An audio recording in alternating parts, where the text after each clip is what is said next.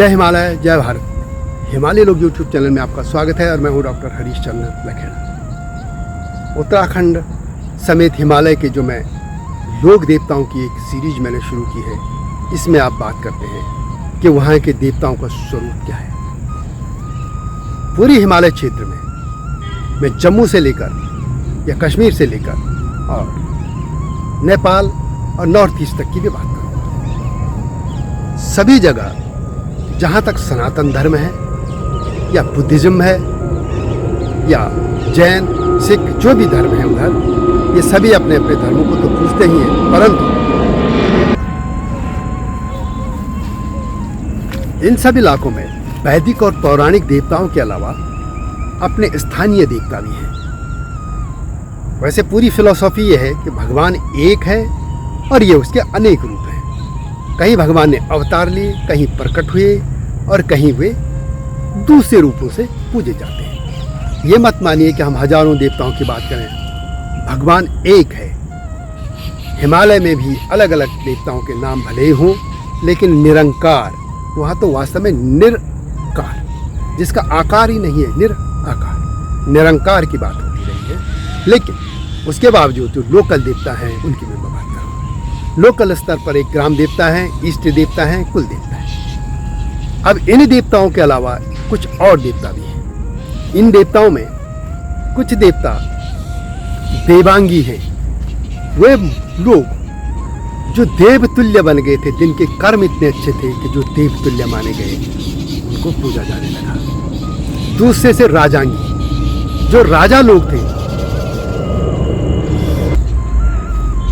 कई देवताओं में वो भी शामिल हैं जो राजा थे, नरेश थे, और जिनके अच्छे कर्म थे कि वे राजा जो है देवतुल्य हो गए, वो भी पूजे जाने लगे। और ये खासतौर पे जागरों में आते हैं, इनकी मैं गाथाएं बात कर रहा हूँ। इनके इस तरह कोई मंदिर नहीं है जो मैं बात कर रहा हूँ, सिर्फ जागरों में जो जागर एक पूजा पद्धति है, खासतौर पर उत्तराखंड। तीसरे भूतांगी, वे लोग जो जिनकी आत्माएं, जिनको मुक्ति नहीं मिल पाई, जो मान्यता है, और जिनकी आत्माएं भटकती रही। ये जो मान्यताओं की बात कर रहा हूं मैं, जो जनमानस में है, और जिन्होंने मरने के बाद लोगों को कष्ट देना शुरू कर दिया था, वे भूतांगी थे और वे भूत प्रेत मात्र की तरह पूजे जाने लगे। इस तरह तीन तरह के जो देवता, देवांगी, राजांगी और भूतांगी, ये तीनों तरह के देवता उत्तराखंड में पूजे जाने लगे। और उत्तराखंड ही नहीं, गढ़वाल,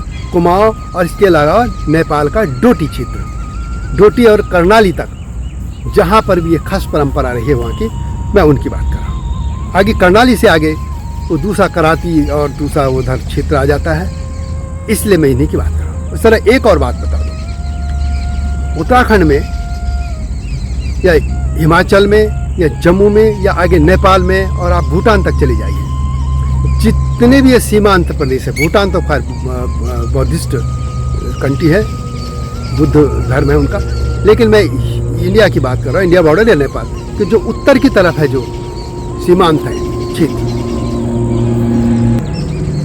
वहाँ पर भगवान बुद्ध की धारा है।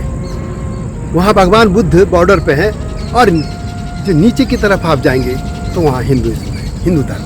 और बीच की जल्प में आप देखेंगे तो वहाँ बुद्ध और हिंदुइज्म, बौद्धिज्म, और ये दोनों मिक्स हो गया, वहाँ दोनों को पूजे जाते हैं। जैसे कुछ हिंदू धर्म में भगवान बुद्ध को भगवान विष्णु का अवतार मान लिया गया था। ठीक है, बुद्धिस्ट उसको नहीं मानते, परंतु ये माने जाते हैं। इस तरह का जो बिहेवियर है कि दोनों की एक साथ, बुद्ध भी पूजे जा रहे हैं और विष्णु भी, विष्णु की धारा, शिव की धारा, खासतौर पर हिमालय बेल्ट में शिव की धारा पूजी जाती है। तो इन पूरी धाराओं के अलावा जो मैंने भी बताए, देवांगी, राजांगी और शिवांगी, इन तीन तरह के देवताओं भी यहाँ पे हैं। तो यह वीडियो कैसी लगी कमेंट में अवश्य लिखें, और हिमालय लोक चैनल को लाइक और सब्सक्राइब करना न भूलें। आप जानते हैं कि हिमालय क्षेत्र के इतिहास, लोक भाषा, संस्कृति, कला, संगीत, धरोहर आदि को देश दुनिया के सामने रखने के लिए यह एक मिशन के तौर पर यहाँ चैनल लाया गया है। वीडियो पसंद आए तो शेयर अवश्य कीजिएगा, लाइक और सब्सक्राइब कीजिएगा। यही इस मिशन का एक में आपकी भागीदारी होगी। अगली वीडियो की प्रतीक्षा कीजिए। तब तक जय हिमालय, जय भारत। लोक देवताओं के प्रभाव क्षेत्र का जो आधार है उसका वर्गीकरण क्षेत्रीय स्तर पर या स्थानीय स्तर पर किया जा सकता है। जैसे गढ़वाल में कुछ देवता पूजे जाते हैं तो वही का ही रूप कुमाऊं में कुछ और तरीके से, तो आगे डोटी क्षेत्र में कुछ और से। डोटी क्षेत्र भले ही नेपाल का हिस्सा हो लेकिन वो सांस्कृतिक तौर पर उत्तराखंड के बहुत करीब है। जैसे कि उत्तराखंड का जो पश्चिमी क्षेत्र है, जौनसार भाबर हो या रवाई क्षेत्र, वो हिमाचल के जो सिरमौर क्षेत्र है उसके ज़्यादा करीब है। तो इस तरह के जो देवी देवता हैं, ये जो सीमांत क्षेत्र है उनके दोनों तरफ पूजे जाते हैं। जैसे यदि आप देखेंगे हिमाचल की तरफ, हिमाचल में हिडिंबा जो राक्षसी थी उसको भी पूजा जाता है, और वहाँ कई जगह दुर्योधन भी पूजे जाते हैं। जौनसार भाबर में भी कई जगह दुर्योधन के भी मंदिर है। उसके बाद हम आगे बढ़ते हैं गढ़वाल की तरफ, तो गढ़वाल में पांडवों की भी पूजा होता है। पांडव नृत्य होते हैं, पवाड़े लगते हैं और पांडवों की पूजा ये जो गंगा घाटी है उसमें आते हैं। क्योंकि ये जो धारा खासतौर पे जो मैदानों से जो तीर्थ यात्री आते रहे, तो जो गढ़वाल में है वो वैष्णव और शैव और शक्ति की धारा ज़्यादा आई, तो वो उसमें वो उस तरीके के जो मैं भूतांगी लोग जो देवताओं की बात कर रहा था उनकी स्थिति कम होती जगह ही पूजे थी, क्योंकि उसमें वैदिक और पौराणिक देवताओं की मान्यता ज़्यादा होती गई। जबकि कुमाऊं और डोटी क्षेत्र में आज भी देवांगी और राजांगी के अलावा भूतांगी देवता ज़्यादा हैं। और आपको यह जानकर आश्चर्य होगा कि कुमाऊं में कई ऐसे देवता हैं जो मूलतः डोटी क्षेत्र के थे। जो डोटी क्षेत्र है नेपाल का, आज के नेपाल का, वहाँ उनका जन्मस्थली रही, और लेकिन वे पूजे जाते हैं कुमाऊं में। देवताओं का जो एक वर्गीकरण किया जाता है सकते हैं, वो उनकी प्रकृति पे भी के आधार पर भी किया जाता है। जैसे कुछ देवता बहुत संतोषी है, कुछ मंगल कारक हैं, कष्ट निवारक हैं, न्यायकारी हैं, वरदायी हैं, लेकिन कुछ की प्रकृति ऐसी है कि वे बाधाएं पैदा करते हैं, कष्ट देते हैं, संकट देते हैं, और इसलिए उनके भय के कारण उनकी पूजा होती है। प्रथम प्रकार के जो देवी देवता हैं, जैसे कि मैंने पहले कहा था, वो देवांगी है या जो राजांगी है, वो भी देवी देवता भले हैं और वे लोगों पर कृपा करते हैं। लेकिन जो भूतांगी देवता हैं वे अधिकतर कष्ट देते हैं। जो पहले वर्ग के जो बताए हैं, जो देवांगी और राजांगी, उनमें देव शक्तियों का ज़्यादा भाव है और वे मानवीय रूप में अवतरण तो लेते हैं, लेकिन वो किस विशेष क्षेत्र के लोगों पर के जन्मासन पर पटल पर वो छाए हैं। और इन सभी देवताओं को यदि नियमित तौर पर उनकी पूजा की जाती रहे, उनकी आराधना की जाती रहे, जागरों में उनको बुलाया जाता रहे, तो लोग मान्यता है कि वे लोगों का कल्याण करते हैं। राजांगी जो वर्ग है, सामान्यतः उनमें वे देवता लोग बन गए हैं जिनका संबंध मूलतः राज परिवारों से था, और वे अपने सद्गुणों तथा लोक के जो कल्याण के कार्य थे उनके कारण वो उनके मरणोपरांत जो है वो स्थानीय आवासी के तौर पर देव के तौर पर पूजे जाने लगे। कुमाऊं में इस तरह के और कुछ इनमें से गढ़वाल में पूजाते हैं। इनमें कतियूर, जैसे मैंने कहा, धामदेव हैं, बरमदेव हैं, हरजू, गोल देवता, जिया रानी आज इसमें शामिल हैं। गढ़वाल में तीलू रौतेली वो भी इसी क्रम में आती है, क्योंकि कई जगह तीलू रौतेली के भी जागर लगने लग गए हैं। यह एक वीरांगना थी जो कि गढ़वाल के पवार राजाओं के सामंत परिवार से थी, और उनका ये जो कतियूरों के साथ युद्ध में वो मारी गई थी। भूतांगी वर्ग के वे देवता हैं जिनको मैंने पहले भी बताया था कि दुर्घटना में या अकाल मृत्यु के जो शिकार हो गए थे, या किसी विशेष कारण से वो आत्मघात करके वो मर गए थे, उनकी मृत्यु हो गई थी, या षड्यंत्र का शिकार हो गए थे, तो उनकी वो जो अगति रह गई थी, और वो एक प्रेतात्मा बन के रह गए थे, तो उनकी पूजा आराधना को भी करते हैं, क्योंकि वो माना जाता है कि वो लोगों को पीड़ित करते थे। और ये बातें तब सामने आई जब यहाँ के पुछेराओं या जो गणतों जो करते हैं उनसे लोग जाते थे कष्ट लेके, तो वो तब उनको बताते थे कि उस भूत का या उसका उस पे आप पे या उन लोगों पे वो लगे हैं और उनकी पूजा करनी होगी। और उनके जागर लगाए जाते थे, उनकी पूजाएं की जाती थी और उसके बाद वो मान जाते थे। कई जगह इन देवताओं को पूजा या मनाने के लिए बलि भी दी जाती रही है। कुमाऊं में जो इस तरीके के भूत आत्माएं हैं जिनकी पूजा होती है, उसमें गंगनाथ, भोलनाथ, कालविष्ट, मनरिया, एड़ी आदि देवता हैं। इसी के अलावा जो प्रेत हैं, जो भूत प्रेत पूजे जाते हैं, वो दोनों मंडलों में या जिसको कहते हैं संपूर्ण उत्तराखंड में, उसमें मशाण है, चुड़ैल है आदि शामिल हैं। कुछ देवता ऐसे हैं जो जाति विशेष के ही हैं, या कुछ देवता ऐसा है जो क्षेत्रीय विशेषता की हैं। ये जो कुल देवता या इष्ट देवता या इस तरह के जो भूतांगी, देवांगी वगैरह या ये जो राजांगी, ये जो देवता रहे हैं, इनकी या जो कुल देवता है लोगों के, वो लोग साल 2 साल में पूरा परिवार, जो बड़ा परिवार जिसमें कई परिवार होते हैं, संपूर्ण एक बेड़ा जो कह सकते हैं, वो आके इनकी एक सामूहिक पूजा भी करते रहे हैं। हालांकि अब परंपराएं अब धीरे धीरे लुप्त होती जा रही हैं। कुछ मांडलिक देवता भी हैं जो एक मंडल स्तर तक ही पूजे जाते हैं। कुमाऊं में कुछ लोग जो है मल वर्गीय देवता भी हैं, ये राजांगी इनको कहना उचित रहेगा। और ये कुमाऊं में कत्यूरी वंश की लखनपुर एवं पाली पछाओं की आलों में इनके जो मल्ल शाखा के देवता हैं उनका वर्णन पाया जाता है। और वास्तव में ये जो चंपावत तथा डोटी के राजवंशों से रखने वाले गोरिल, भोलनाथ एवं गंगनाथ का इस वर्ग में ये लोग आते हैं। ये अपने शौर्य, पराक्रम या लोक कल्याण कार्यों के कारण अपने मरणोपरांत ये देव रूप में आ गए और इनकी पूजा होने लग गई थी। लेकिन जैसे कि मैंने पहले की भी कहा कि कुछ इन पे जो अस्वाभाविक जो मृत्यु हो गई थी और उनकी आत्माएं को जो भूत योनि में चले गए थे, उनकी गति पूरी नहीं हो पाई थी, तो वे भूतांगी देवता भी बन गए थे।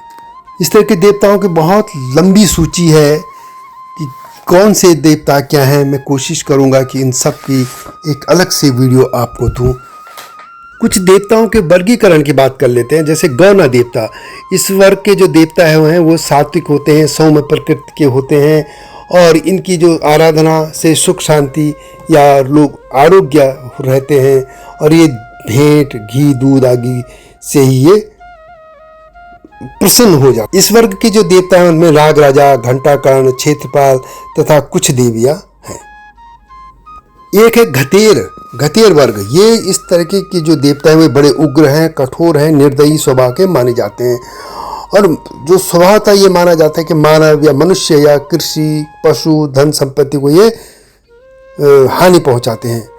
कलह विवाद में घात डालने से शत्रु को हानि पहुंचाते हैं। जैसे कि घात में पहले भी कहा था कि जब मनुष्य को कहीं उनके साथ अन्याय होता है, न्याय नहीं मिलता, तो दूसरे पे घात डाल देता था। मतलब वो कहता था कि भगवान इसको ऐसा ऐसा नुकसान हो जाए, इसको घात कहते हैं। तो इसमें इस तरीके के ये देवता आते थे। और इनमें इस तरह के जो देवता हैं, इनमें कुछ कहते हैं नरसिंह भी हैं, भैरव भी हैं, काली हैं, क्षेत्रपाल हैं जो ये तामसी देवता है, जोगनिया हैं, कुछ मार्तिका हैं आदि हैं।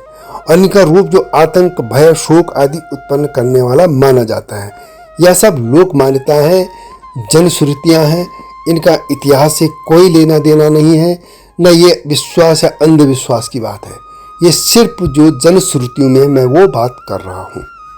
एक देवता होते खांदा।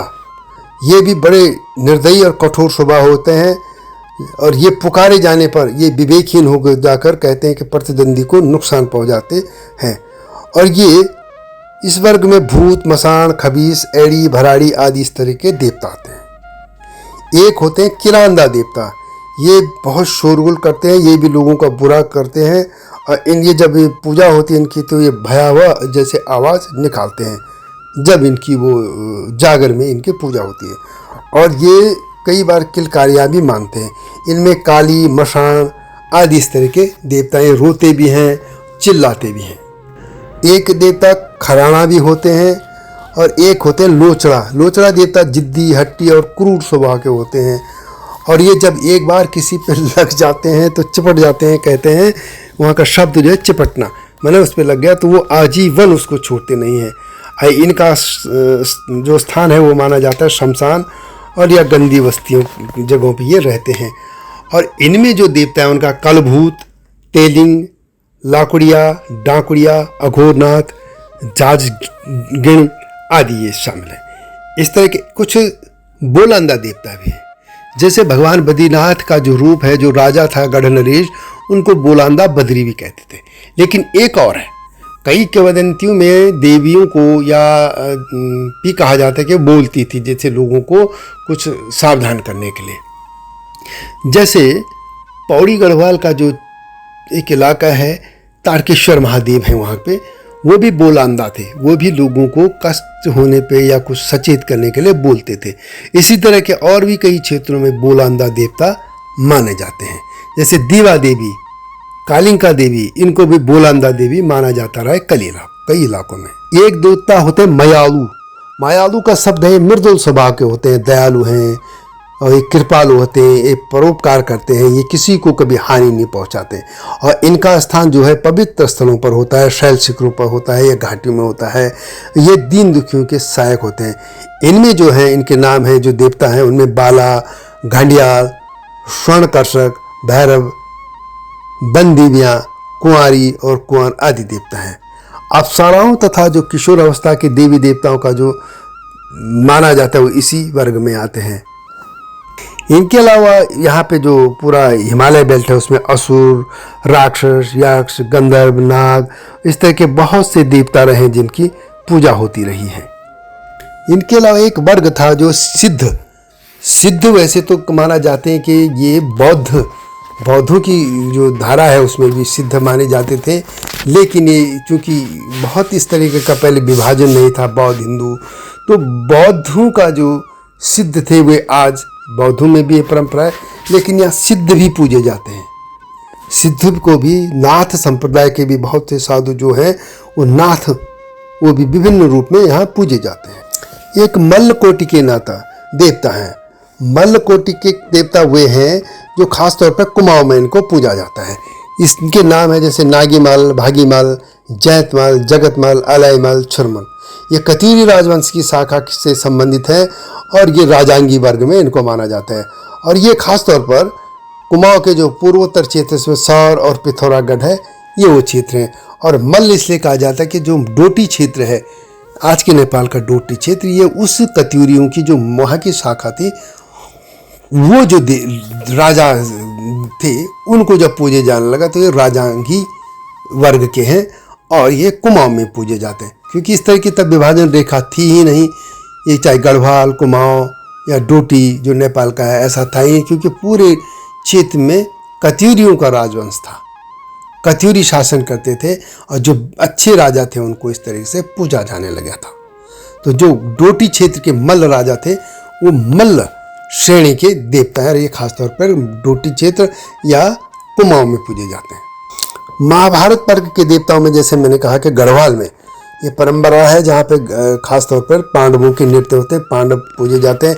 लेकिन जो जौनपुर रवाई जो इलाका है या आगे जौनसार इलाका या आगे आप हिमाचल की तरफ चले जाएं, वहाँ पे जो सिरमौर क्षेत्र है वहाँ पे भी और आगे भी, तो वहाँ पे दुर्योधन, कर्ण, शल्य ये कई लोक देवताओं के रूप में पूजे जाते हैं। और जैसे मैंने पहले भी कहा था कि वहाँ राक्षसी हिडिंबा और घटोत्कच भी पूजे जाते रहे हैं। उनके तो बाकायदा हिमाचल में मंदिर भी हैं। इसके अलावा एक असुर वर्गीय देवता भी हैं, जिनमें एक असुर हैं मोष्टा, बाणासुर, कोटवी देवी वगैरह हैं। इसी तरह दैत्य दानव वर्ग में भी दाणो, दानु, कुमीर, नौल दाणु ये देवता हैं। इसी तरह राक्षस वर्ग में जैसे मैंने कहा हिडिंबा, घटोक यानी घटोत्कच, किरमिर, ये नौटवाई रवाई क्षेत्र में हैं। ये देवता पूजे जाते हैं। ये सभी आर्योत्तर देवता हैं, यानी जो आर्यों के बाहर के देवता हैं। कुछ देवता ऐसे हैं जो एक स्थान पर नहीं रहते हैं और उनकी डोलियां निकलती हैं, वे कई 12 साल में या कुछ समय पे वो चलते फिरते रहते हैं। जैसे नंदा देवी है, तो इस तरीके से और भी कई देवता हैं जिनकी डोलियां एक जगह से दूसरी जगह जाती रहती हैं। कुछ देवता ऐसा है जो पशुचारक वर्ग में आते हैं, यानी पशुओं की रक्षा करने वाले। चूँकि पहला ही पूरा हिमालयी क्षेत्र जो था वो पशुपालकों का वो जो समाज था वो रहते थे। पशुओं को रक्षा के लिए भी उनके देवता थे और वे देवता भी पूजे जाते रहे हैं। हालांकि अब पूरे ये देवता विलुप्त होते जा रहे हैं, ये जो लोक मान्यता में देवता थे। जैसे ये सिरगुल ये देवता हैं, ये गढ़वाल के कुछ क्षेत्रों में पूजे जाते हैं। इसे रवाई जौनपुर या जौनसार भाबर में है। और ये यहाँ पे देवता जैसे महासू हैं, महासू का भी पूजन होता है। ये हिमाचल सिरमौर में भी पूजे जाते हैं। और महासू स्तंभ में 4 देवता हैं उसमें, और वो भी चलते रहते हैं। इसी तरह एक भद्र राज देवता हैं, ये टिहरी गढ़वाल के क्षेत्रों में कुछ इलाकों में पूजे जाते हैं। इसी तरह सिधवा विधवा या सिधवा विधवा ये भी हिमालय क्षेत्रों में पूजे जाते हैं। ये पशुचारकों के आराध्य जो देवता माने जाते हैं। इन्हें प्यारों या बुग्यालों का या पशुओं का आदि देवता माना जाता है। इसी तरह घंडियाल हैं, घंडियाल भी पशुचारण के समय उत्तम माने जाते हैं। और ये बुग्याली एवं प्यारी क्षेत्रों में घंडियाल या घंटाकर्ण देवता हैं। और ये वहाँ के प्रवेश द्वारों या भीड़ों वाला आदि जो है, इनके गले में घंटी भी इनकी देवताओं के नाम पे बांधी जाती है। इसी तरह नाग देवता को भी पशुओं के रक्षक के देवता के तौर पर माना जाता है। इसी तरह बधवान या बधान देवता हैं, ये भी विशेष देवता है। इनकी पूजा तब होती है जब गाय की बच्चा होता है और उसको 10वें दिन विशेष विधि से इसकी पूजा की जाती है। परशुता गौ हो भैंस हो, इनका दूध जो पहले तो अजन्म जो बच्चा है उसी को दिया जाता है, लेकिन जब उस दूध का चाय के लिए या दूसरी चीज़ के लिए उपयोग होता है तो उससे पहले ये बधवान पूजा की जाती है। हालांकि ये बधवान कहा जाता है कि बधवान बौद्धिज्म बुद्ध से आया था। भगवान बुद्ध की ये पूजा होती थी, जो कि अब विष्णु के भगवान के रूप में हो गई। और ये के लिए ये कहा जाता है कि जो बौद्धों के जो गुरु होते थे वो उनको ये दूध एक टैक्स के रूप में दिया जाता था, तो इसलिए पूजा होती थी। लेकिन आज की स्थिति में ये है कि बधवान जो है प्रसूता गाय जो होती है उसके बाद में, या भैंस, उसकी पूजा होती है 10-11वें दिन में।